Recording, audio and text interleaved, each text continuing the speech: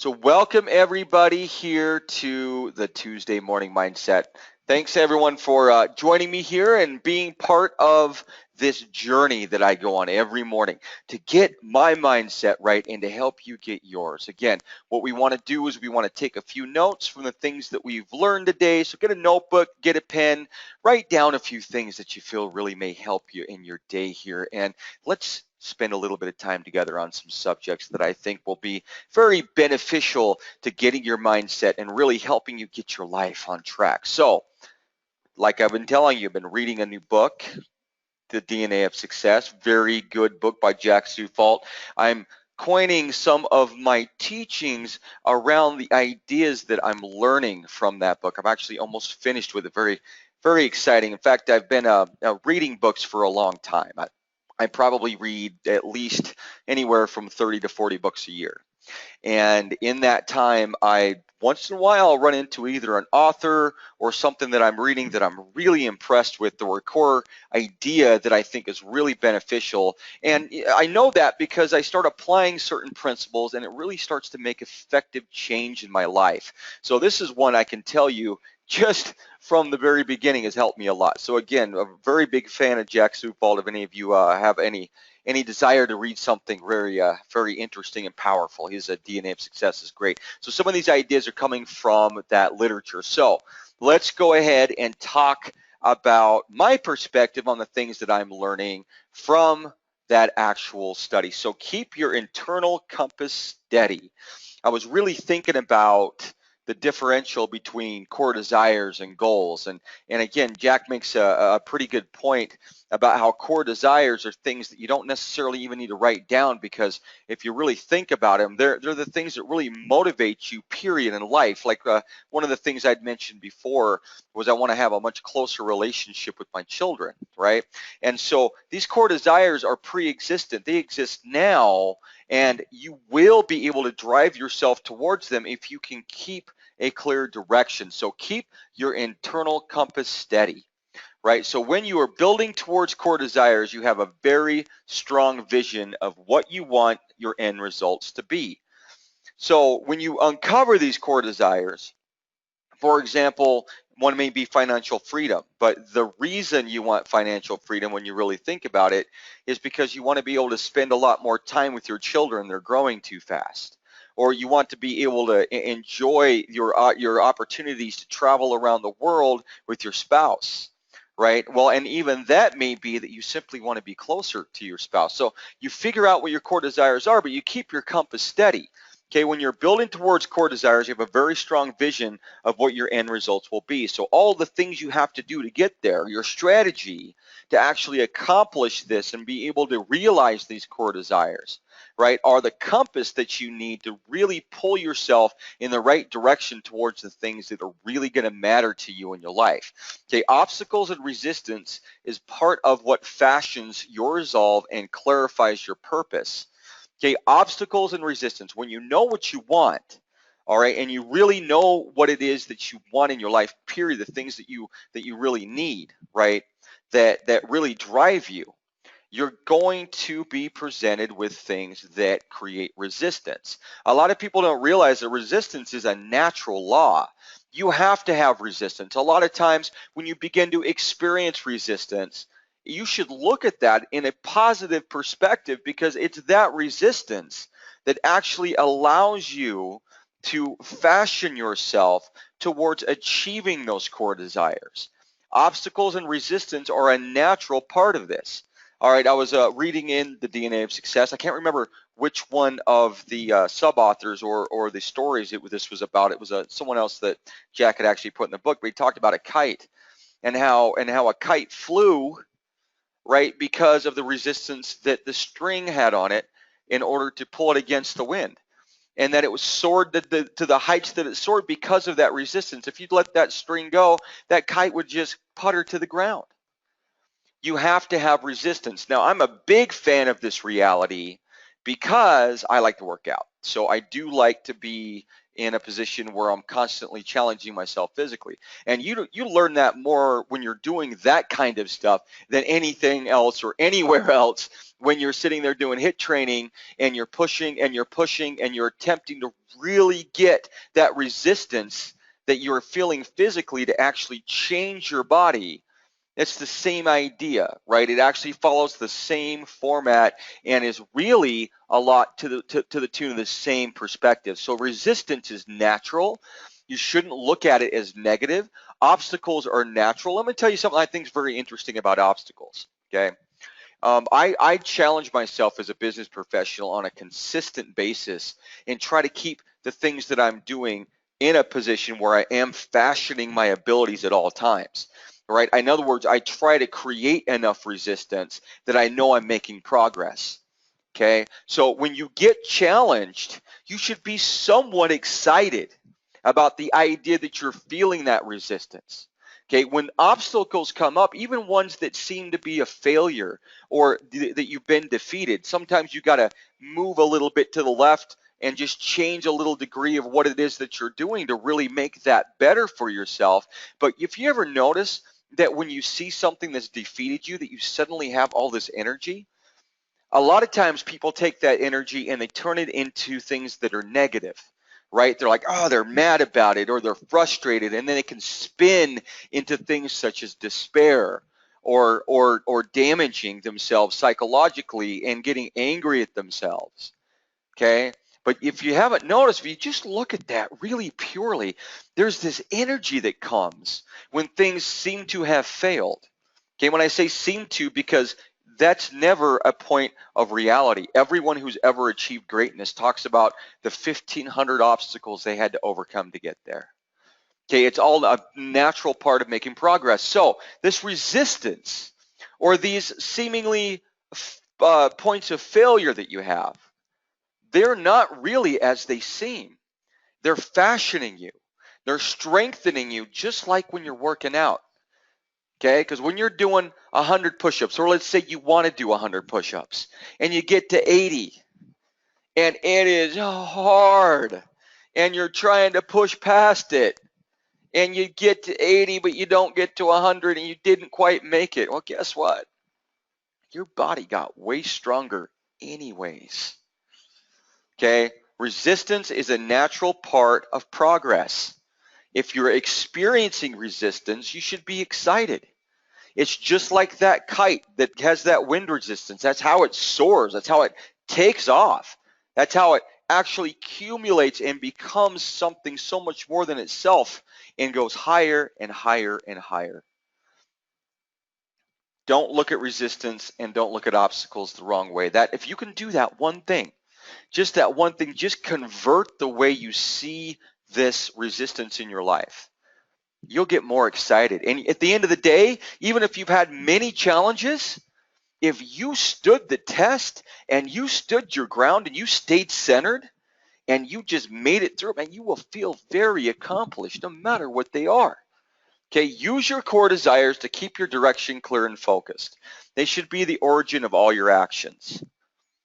Okay, you should be working as hard as you can for the reasons in which your core desires exist. Why do you want to make more money? Answer that question. Okay, it's not just to make money. It's not just to become a millionaire. Maybe that's a core desire of yours. But why do you want to be a millionaire? You really got to start breaking down why you want the things that you want. Okay, as Jack says, once you really realize what your core desires are, you will have a conquering force within you that will move you towards those core desires almost naturally. Okay, you still have to condition yourself. You still have to develop yourself through that resistance. But I've been using this idea, very clearly for the last few days, especially, and even this morning when I was working out, I went as hard as I could. Not because I wanted to hit peak performance, because that's why I usually think, I got to hit my peak, got to go to peak performance during this workout. I got to push myself to my limit. And I keep thinking that. You know what I thought about this morning? I thought, I want to be an athlete. And this is one of the most critical stages of becoming an athlete, is conditioning my body. And knowing that that was really my core desire, that's really what I wanted, not necessarily just to get peak performance out of that one workout, but that I wanted the life of an athlete overall. It pushed me. It pushed me harder this morning than I'd ever been pushed. In fact, I almost didn't need to be pushed because I understand why. Okay, again, I gave my example yesterday. Okay, why do I read so many books? Why am I always studying and researching and learning? It's because one of my core desires is to be highly intellectually sound and capable. Okay, I want to have a clear understanding of a myriad number of things. And it's not anything beyond the fact that I want that experience, that resonance, that I have that intellectual faculty. Okay, it seems somewhat unrelated, but think about all of the things in my strategy to become intellectually sound that exist, and how much more energy I'm going to be putting into almost every subject I study. That's just another one of my core desires that I have. So I'm still going through the process of really figuring out what mine are. But when you know what they are, that's your compass. Why are you working a home-based business? Why are you so focused on creating an income and working for yourself? Well, you could say because you want to be a business owner. Okay, you could also say it's because you want to make a lot more money. You know, and those things are all very valid reasons. But what are the core desires of those reasons? Why do you want to make more money? Why do you want to be an independent business owner? Well, I have a child that's 2. My husband works and I work, and I'd like to be able to raise my child. I'd like to be able to be a mom on a consistent basis and have control of my time, but we can't afford it as a family. Okay, well, is your core desire really to become an independently wealthy business owner? No. It's to spend more time with your child and to have that relationship. Now, think about it this way. If that's your core desire, it's going to drive you harder than anything in the world. That conquering force will exist for you because you know what it is. So keep your internal compass steady. Your internal compass should be on your core desires at all times. Okay, and it's not that you shouldn't write them down. I think writing them down will help you realize them more, right? But the reality is core desires are things you don't even have to write down because you know there's the things that are driving you in your life. Okay, what is really driving you in your life? Maybe you don't know to a degree, but I tell you, if it's a core desire, it's there. And you will know what it is if you take the time to uncover it. You just keep asking why. Okay, so when you are building towards core desires, you have a very strong vision of what your end results will be. Okay, why do I want to be financially independent? Well, that gives me the opportunity to actually build a home for my family in Salt Lake City. That's one of my goals. This is the first place I want to do anything is in Salt Lake City and have a foundation where my kids can come and feel safe and have resources.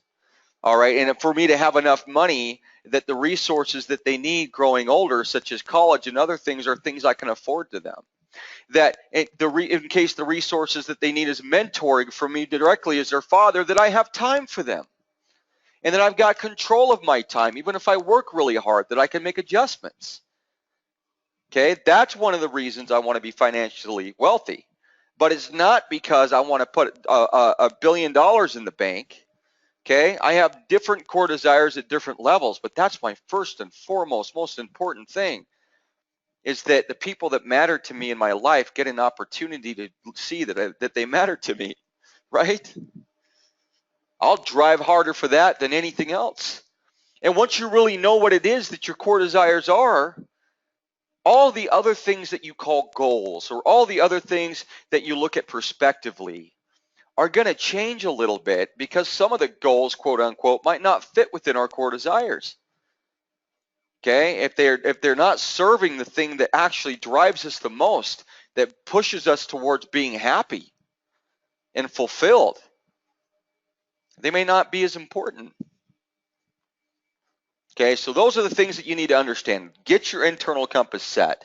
Figure out what those core desires are for you. Okay, what do you really want out of life? Okay, because I can tell you, just accumulating money is never a reason. Money is neutral. It has no power to it, but it brings so much opportunity if those opportunities are the things that you see yourself needing out of life. More time, Why do you want more time? Define that. Freedom to move around. Why do you want freedom to move around? Define that. Freedom to make your own choices and live life your own way. Okay, well, define that. Keep asking yourself why until you break it down to what it is exactly that you're after. Because once you know, that conquering force will come up within you and you will feel unstoppable. But you got to get your compass right. Okay, as you build towards them, once you understand what they are, you've got to keep them in front of you as the reason you do everything. Okay, obstacles and resistance is all part of what fashions your resolve and clarifies your purpose. So once you have those core desires, move quickly into that resistance. Let it fashion you. Let it mold you. Take on the challenge. Be the first to bang on your shield and walk up to the front of the line. Be strong about it. There's no reason not to do that. Take those challenges and those obstacles on head on. The resistance will fashion you. It's the refiner's fire that you're stepping into. Just like when you're working out, it is tough. But then after you're done, you feel great. Your body's stronger. Your health is such a higher position. That's the same thing that'll happen when you step into that resistance in your business life, your personal life, and every other aspect of it. The things that you do become better. The people that you serve, your family, your business partners, will have much more value in the relationship with you.